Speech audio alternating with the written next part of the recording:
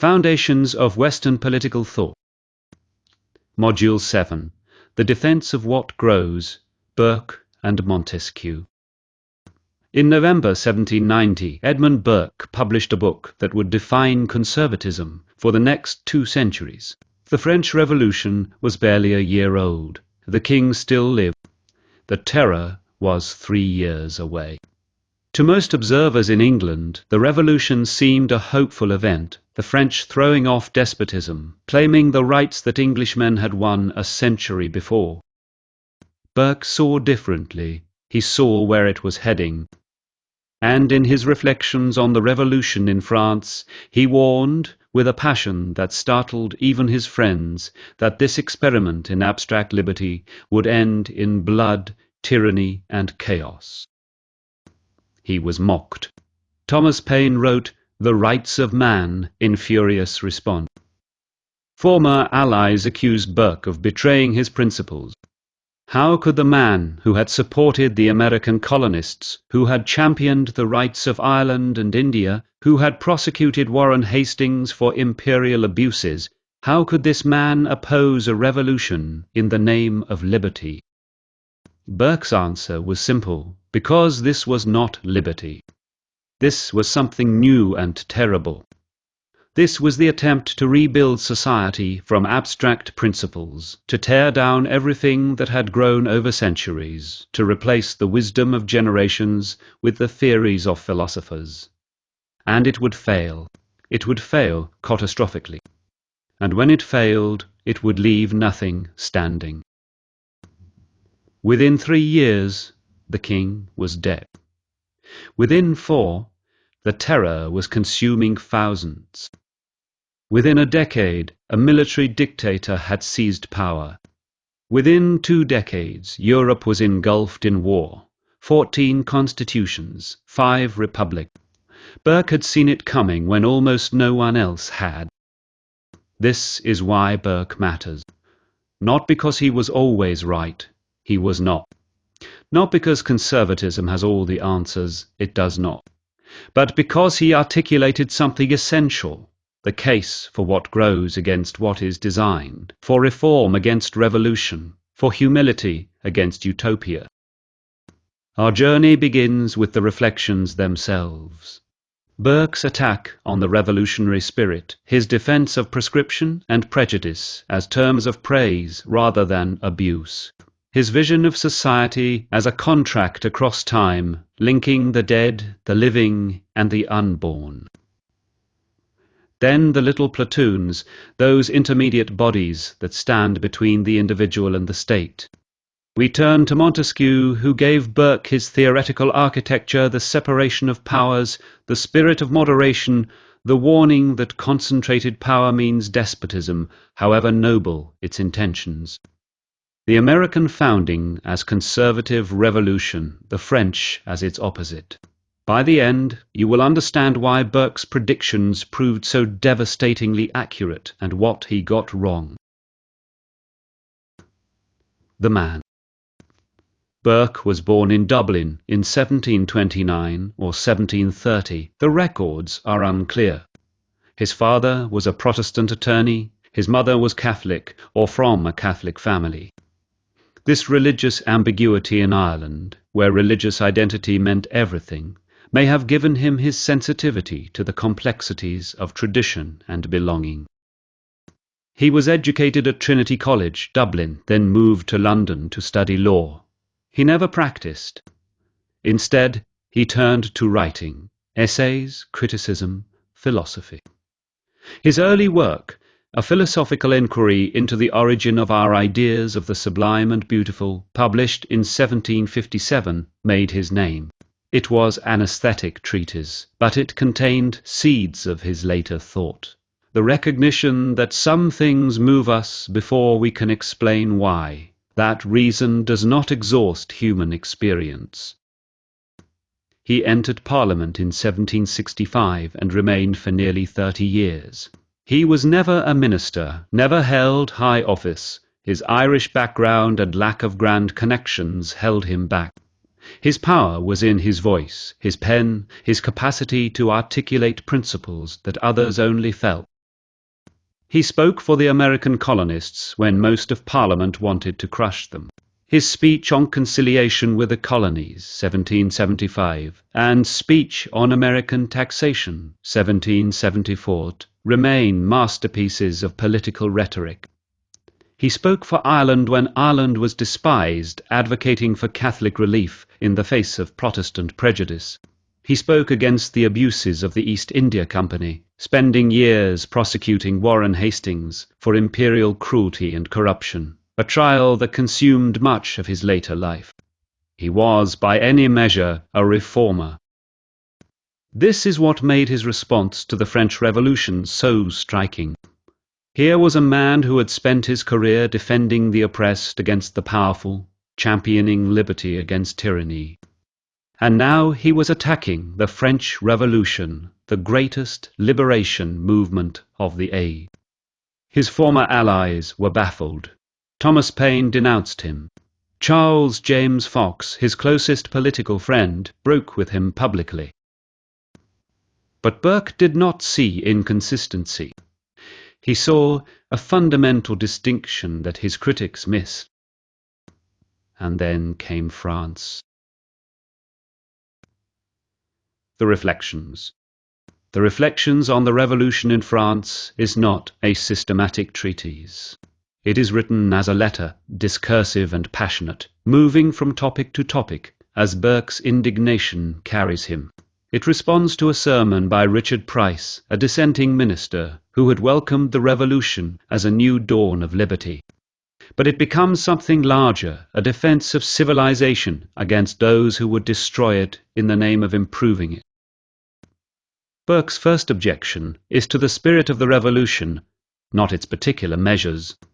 The revolutionaries, he argues, do not seek to reform abuses.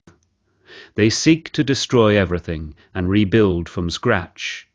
They despise the past. They have contempt for the accumulated wisdom of their ancestors. They believe that reason, starting fresh, can design better institutions than history has evolved. This is hubris. Human reason is limited. Individual men, however brilliant, cannot foresee all the consequences of their design. Societies are not machines to be disassembled and reassembled. They are living things grown over centuries, embodying knowledge that cannot be fully articulated. The revolutionaries do not understand what they are destroying, and they cannot replace it. We are afraid to put men to live and trade each on his own private stock of reason because we suspect that this stock in each man is small and that the individuals would do better to avail themselves of the general bank and capital of nations and of ages. This is the core of Burke's conservatism. Not that change is always wrong. Burke was a reformer. But that change should be gradual, respectful of what exists, careful to preserve while improving. Revolution destroys the capital of ages. It spends in a moment what took centuries to accumulate. And it cannot rebuild, because the knowledge of how to build was embedded in what it destroyed. Consider the French monarchy. Burke was no apologist for its abuses. But the monarchy, for all its faults, was embedded in a network of customs, laws, expectations, and institutions that had evolved over centuries. It was checked by the church, by the nobility, by the parlements, by provincial privileges. It was not absolute in practice, however absolute in theory. The revolutionaries swept all of this away. They got their absolute sovereignty, absolute, because nothing remained to check it. Burke warned specifically about the treatment of the church. The revolutionaries confiscated church property, dissolved monasteries, made clergy into state employees. They believed they were liberating France from superstition. Burke saw that they were destroying one of the few institutions capable of resisting state power, one of the few sources of meaning and community that was not the nation itself. And he saw what would fill the vacuum. If the old religion is destroyed, a new religion will take its place. The revolution became its own religion, with its own saints and martyrs, its own sacred dates and rituals, its own demands for orthodoxy and persecution of heretics. The festival of the Supreme Being, the cult of reason, these were not jokes. They were attempts to replace Christianity with revolutionary ideology. They failed, but only after much destruction. Burke's famous passage on the fate of Marie Antoinette captures his sense of what was being lost. I thought 10,000 swords must have leaped from their scabbards to avenge even a look that threatened her with insult. But the age of chivalry is gone. That of sophisters, economists, and calculators has succeeded, and the glory of Europe is extinguished forever. This is often mocked as sentimentality, but Burke's point is serious. Chivalry, the code that restrained the powerful, that demanded courtesy to the weak, that hedged violence with ceremony, was a civilizational achievement. It did not spring from reason, it evolved from centuries of custom. Destroy it, and what remains? Sophisters, economists, and calculators, men who know the price of everything and the value of nothing. Men who will send a queen to the guillotine because their theories require it. Prescription and prejudice. Two concepts are central to Burke's thought: prescription and prejudice. Both have negative connotations today. For Burke, both were essential to civilized life. Prescription is the principle that what has endured deserves respect. If an institution has lasted for generations, it has proved its value. It may not be perfect. It may need reform. But the fact that it has survived is evidence that it serves some purpose, even if we cannot fully articulate what that purpose is. This is not mere ancestor worship. It is epistemological humility. We cannot know everything. We cannot foresee all consequences. But we can observe that some arrangements work, that they sustain order, prosperity, freedom, while others fail. Prescription says, trust the test of time over the theories of philosophers. The revolutionaries rejected prescription entirely. The past was oppression, superstition, error. Only reason, exercised in the present, could be trusted. They swept away the old and built the new, and discovered that the new did not work, that it collapsed into chaos, that they had to build again and again. Prejudice, for Burke, does not mean irrational bigotry. It means prejudgment, the store of inherited wisdom that allows us to act without reasoning everything out from first principles. Every society has prejudices, assumptions about right and wrong, about how things are done, about what is respectable and what is shameful. These are not obstacles to thought. They are the conditions of civilized life. Prejudice is of ready application in the emergency. It previously engages the mind in a steady course of wisdom and virtue, and does not leave the man hesitating in the moment of decision, skeptical, puzzled, and unresolved. Prejudice renders a man's virtue his habit, and not a series of unconnected acts. If you had to reason out every moral decision from first principles, you would be paralyzed. Prejudice, in Burke's sense, gives you a framework, a starting point, a store of wisdom to draw on. The revolutionary who sweeps away prejudice leaves himself and his society with nothing to rely on but abstract theory, and abstract theory is a thin reed in a crisis. The social contract. Burke's version. Rousseau had his social contract, the total alienation of each to all, the general will, the radical reconstruction of society. Burke had a different vision. Society is indeed a contract. But the state ought not to be considered as nothing better than a partnership agreement in a trade of pepper and coffee, calico, or tobacco, or some other such low concern, to be taken up for a little temporary interest, and to be dissolved by the fancy of the parties. Burke's contract is not between individuals in the present moment. It is across time. It is a partnership in all science, a partnership in all art, a partnership in every virtue and in all perfection. As the ends of such a partnership cannot be obtained in many generations, it becomes a partnership not only between those who are living, but between those who are living, those who are dead, and those who are to be born. This is the heart of conservative thought. We are not isolated individuals, free to remake the world as we please. We are inheritors of a civilization we did not create, trustees for those who will come after.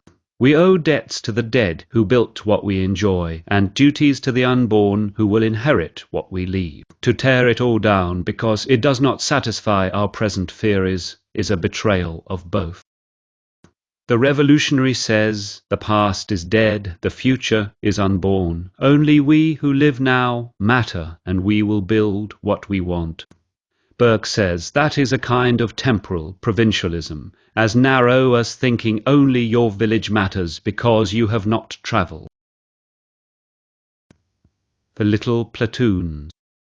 Burke distrusted the centralized state, not because he was a libertarian, but because he valued the intermediate institutions that stand between the individual and the state: family, church, guild, locality, profession. These are what he called the little platoons. To be attached to the subdivision, to love the little platoon we belong to in society, is the first principle, the germ, as it were, of public affection. It is the first link in the series by which we proceed towards a love to our country and to mankind. We do not learn to love humanity in the abstract. We learn to love our family, our neighbours, our community. From these particular attachments, broader loyalties grow. Destroy the little platoons as the revolutionaries sought to do, sweeping away guilds, attacking the church, subordinating everything to the national will, and you do not liberate the individual. You leave him isolated, atomized, facing the state alone.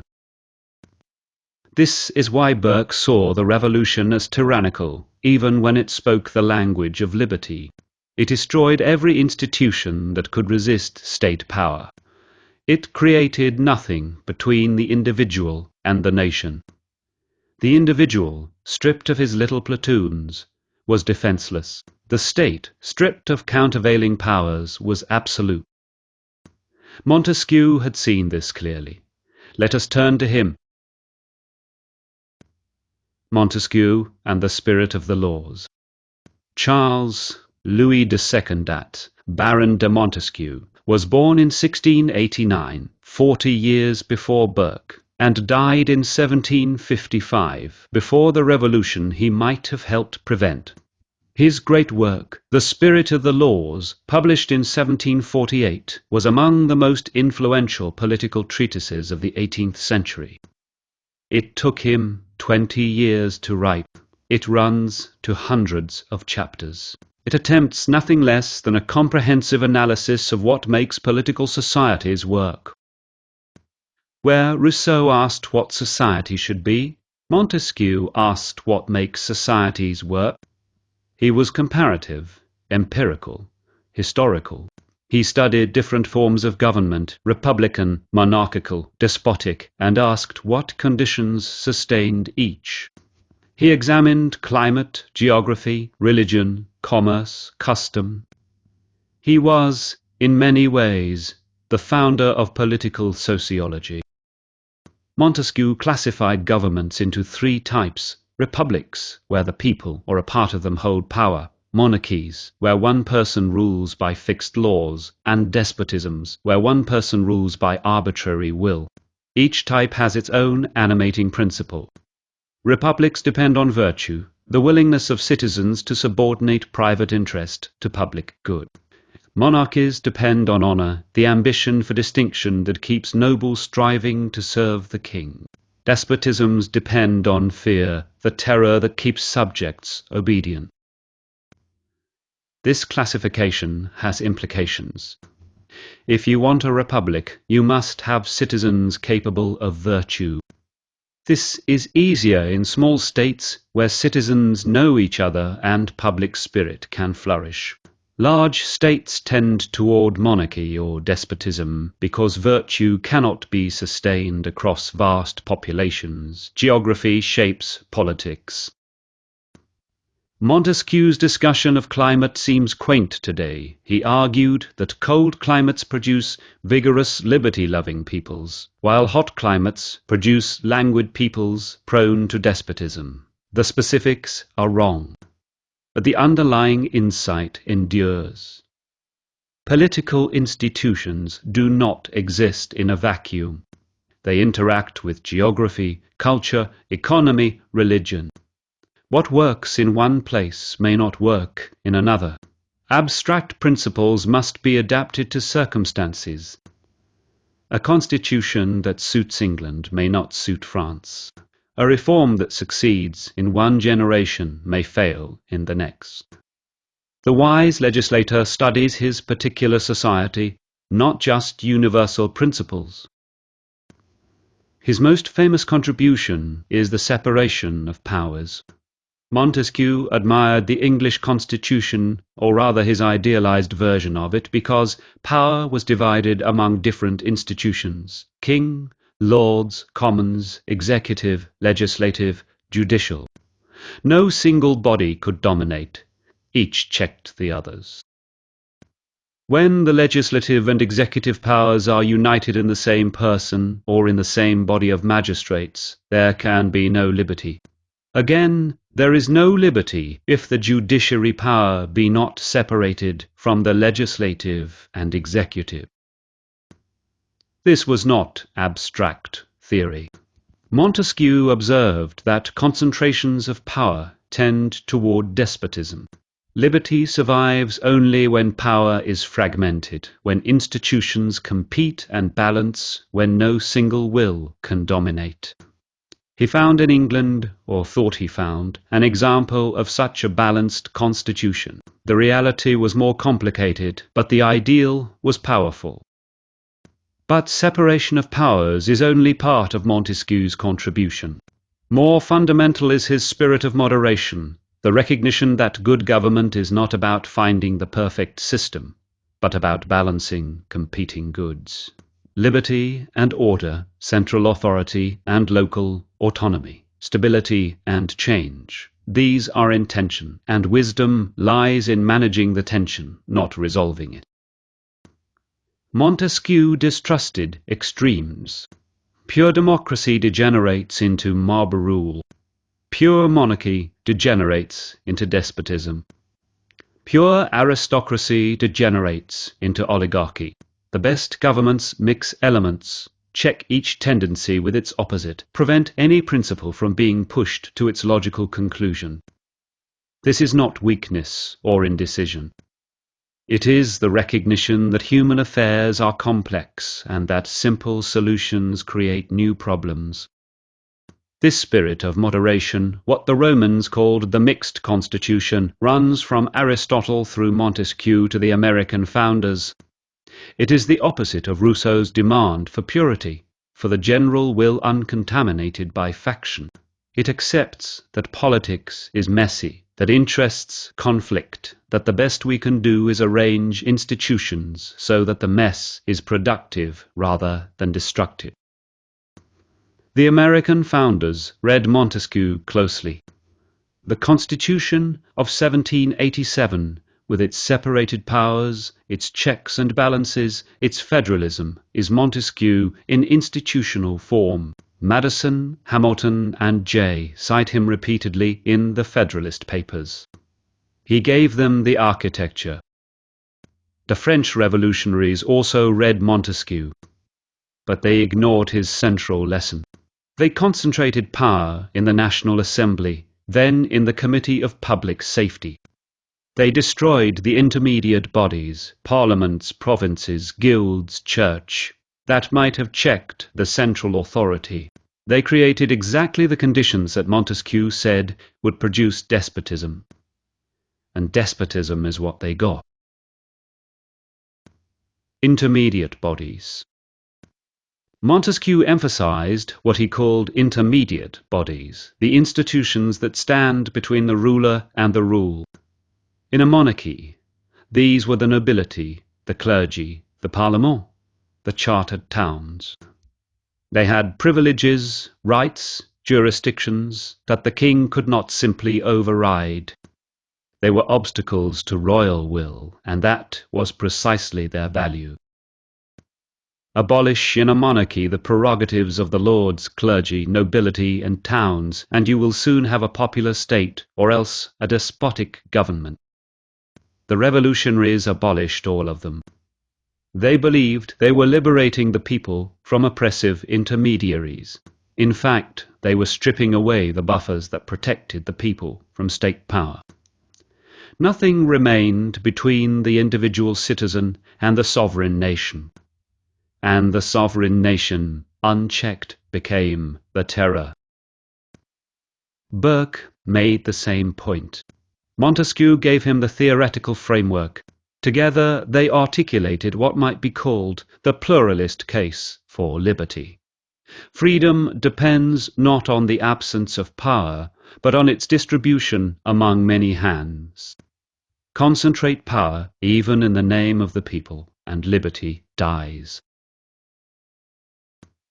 The American contrast. Burke supported the American colonists. This seemed inconsistent to his critics. If he defended tradition against revolution, why support rebels against their king? But Burke saw no inconsistency. The Americans were not revolutionaries in the French sense. They were not trying to create a new kind of human or build society from scratch. They were Englishmen claiming the rights of Englishmen. Their appeal was to the ancient constitution, to Magna Carta, to the common law, to the principles of 1688. They quoted Locke, not Rousseau. They claimed they were being denied rights they already possessed, not inventing new ones from abstract theory. They wanted to govern themselves as Englishmen had governed themselves, not to remake humanity. In his famous speech on conciliation with the colonies, delivered in 1775, Burke argued that the American spirit of liberty was itself an English inheritance. The colonists had brought with them the common law, the tradition of self-government, the suspicion of arbitrary power. They were the children of the glorious Revolution. To crush them was to betray the very principles that legitimized British liberty. An Englishman is the unfittest person on earth to argue another Englishman into slavery. The Americans, Burke argued, were not wrong about their right. They were simply asserting what Englishmen had always asserted. The problem was not colonial insubordination, but ministerial overreach. The Crown was violating the Constitution, and the colonists were defending it. Burke saw the American cause as conservative in the deepest sense. The colonists were preserving what the Crown was violating. They were the true heirs of English liberty. It was the Crown that had broken with tradition by taxing without consent. The American Constitution, when it came, confirmed this reading. It drew on English common law, on colonial experience, on Montesquieu's analysis. The Federalist Papers, the great commentary on the Constitution by Madison, Hamilton, and Jay, are steeped in historical learning. The authors studied the failures of previous republics and confederacies. They assumed flawed humans and designed institutions to restrain them. They did not try to forge new citizens or purify the body politic. They were Burkean before Burke had fully articulated his position. Madison's famous argument in Federalist No. 10 is instructive. The great danger to republics, he argued, is faction, groups pursuing their own interest at the expense of the common good. The solution is not to eliminate faction, which would require eliminating liberty. The solution is to structure institutions so that factions check each other, so that no single faction can dominate. This is Montesquieu's separation of powers applied to the problem of popular government. It assumes that people will pursue their interests, that virtue cannot be relied upon, that the task of constitutional design is to channel self-interest toward acceptable outcomes. It is deeply un-Rousseauian. There is no general will, no assumption of natural goodness, no hope that the right constitution will make men virtuous. Compare France. 14 constitutions, 5 republics, 2 empires, 2 restorations. The American Constitution, for all its imperfections, has survived since 1787, amended, interpreted, stretched, but never overthrown. The contrast speaks for itself. Why the difference? Burke would say, because the Americans built on what they had inherited, while the French tried to start from scratch. Because the Americans distrusted human nature and designed accordingly, while the French trusted human nature and were betrayed. Because the Americans were conservative revolutionaries, if such a thing can exist, while the French were radical ones. What Burke got right. Burke predicted the terror before it happened. He predicted military dictatorship before Napoleon. He saw that the destruction of intermediate institutions would produce tyranny, not liberty. He understood that abstract principles, applied without regard to circumstances, would end in catastrophe. He saw that revolution is not reform, that tearing down is not building up, that destruction is easy and creation is hard. He saw that civilization is fragile, that it rests on habits and prejudices and institutions that reformers despise and revolutionaries destroy. He saw that the wisdom of the ages, however imperfect, is more reliable than the theories of philosophers. His predictions were specific. He said the revolution would devour its own. It did. Danton and Robespierre followed their victims to the scaffold. He said the revolutionaries would end by prostrating themselves before a military leader. They did. Napoleon crowned himself emperor within 15 years. He said the experiment would fail, and France would return to something like what it had before, having suffered terribly for nothing. France did return to monarchy, twice, before finally settling into a republic that bore little resemblance to the revolutionaries' dreams. He was right about France. And the pattern he identified has repeated wherever revolutionaries have tried to build utopia on the ruins of the old, in Russia, in China, in Cambodia. Burke did not live to see Lenin, or Mao, or Pol Pot, but he would have recognized them. The playbook is the one he described. Destroy the past, forge the new man, justify terror as the birth pangs of paradise. Sweep away intermediate institutions, concentrate power, demand ideological purity. The result is what he predicted, mountains of corpses and a new despotism worse than what was overthrown. This is not coincidence. It is consequence. The logic of total revolution leads to total power, and total power leads to totalitarianism. Burke saw this in 1790. 2 centuries of evidence have confirmed it. What Burke got wrong. Burke was not infallible. His horror of revolution sometimes blinded him to the need for substantial change. His defense of tradition could shade into defense of injustice. His position on the slave trade is often cited against him. The reality is more complicated than the caricature. Burke found slavery abhorrent. He called it a wild and savage trade. But he distrusted the method of immediate abolition, preferring gradual reform. He worried about unintended consequences, about economic disruption, about what would replace the system that was destroyed. He was wrong about the urgency. But it is worth noting that abolition in the British Empire, when it came, happened through Parliament, through law, through decades of campaigning and gradual change. Burke's method, not the revolutionaries. The abolitionists themselves, Wilberforce, the Clapham sect, were evangelical Christians working from within their tradition, not Rousseauian abstractionists. Burke might have recognized them as allies had he lived to see their victory. He could be too pessimistic about the capacity for reform. His followers sometimes used his arguments to resist any change at all, treating every reform as the first step to revolution. This is not Burke's fault, but it is a tendency in conservative thought that must be guarded against. And his vision was aristocratic. He believed in hierarchy, in deference, in the natural leadership of the propertied and educated. Democracy as we know it would have alarmed him.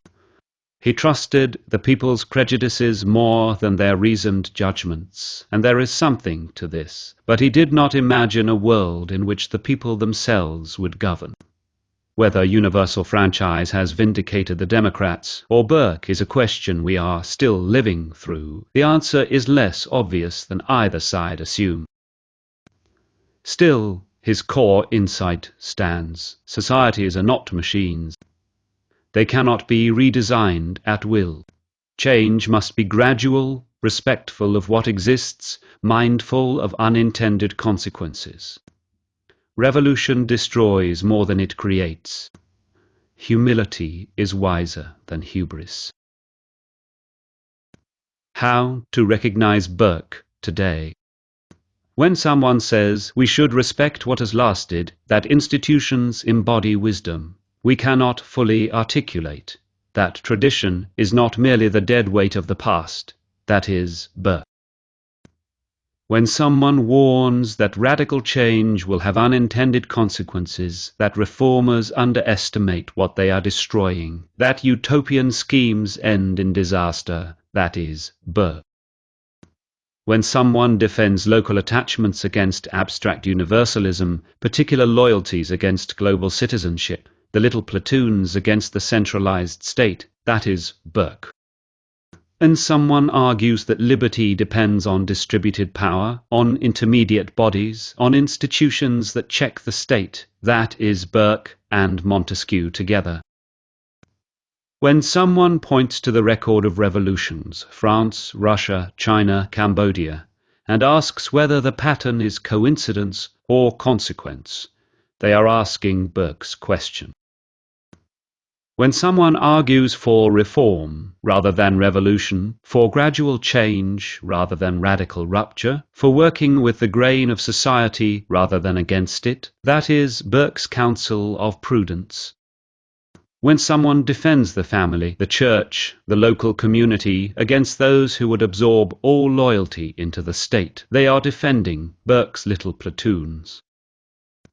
When someone says that constitutions are not just pieces of paper but living traditions, that rights require institutions to protect them, that liberty is not the absence of all constraint but the presence of the right constraints, they are thinking with Burke. And when someone says that prudence is the highest political virtue, that politics is the art of the possible, that we should reform what we can and preserve what we must, they are speaking Burke's language. The progressive says, we can do better, we must do better. The past is no guide to the future. Burke says, perhaps, but be careful. Know what you are destroying. Count the cost. Do not assume that your reason is greater than the accumulated wisdom of generations. Reform, yes. Revolution, no. This debate continues. It will never be fully resolved because it rests on different estimates of human nature and different tolerances for risk. But Burke has earned a place at the table. His warnings have been vindicated too often to be dismissed. Pause and consider. Before we move on, let me leave you with a question. Burke's critics said he was defending privilege, that his reverence for tradition was really reverence for the interests of the powerful, that his attack on abstract rights was an attack on rights themselves. Was this fair? Consider, Burke supported the American colonists' Catholic emancipation in Ireland, the impeachment of Warren Hastings for abusing the people of India. He was not a defender of every injustice wrapped in the flag of tradition. He distinguished between what deserved preservation and what deserved reform. But on what basis? If tradition is the guide, how do you know when tradition is wrong? If prescription validates what has lasted, how do you challenge an injustice that has lasted for centuries? Burke would say, by reform from within, by gradual change, by working with the grain of society rather than against it. But this answer may not satisfy those suffering under an ancient wrong. Wait for gradual reform is easier to say when you are not the one being oppressed. This is the tension at the heart of conservative thought. It counsels patience, but patience has costs. It respects the past, but the past contains horrors.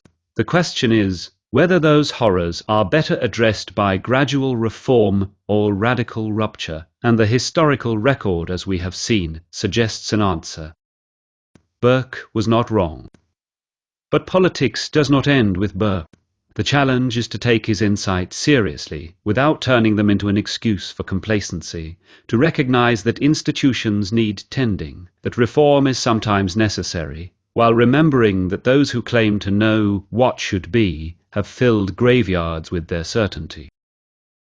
We are still learning. Perhaps we always will be. Next we turn to Hegel, who tried to synthesize progress and tradition, who saw history as a dialectical unfolding, and who gave us concepts that shaped everything that followed. End of Module 7.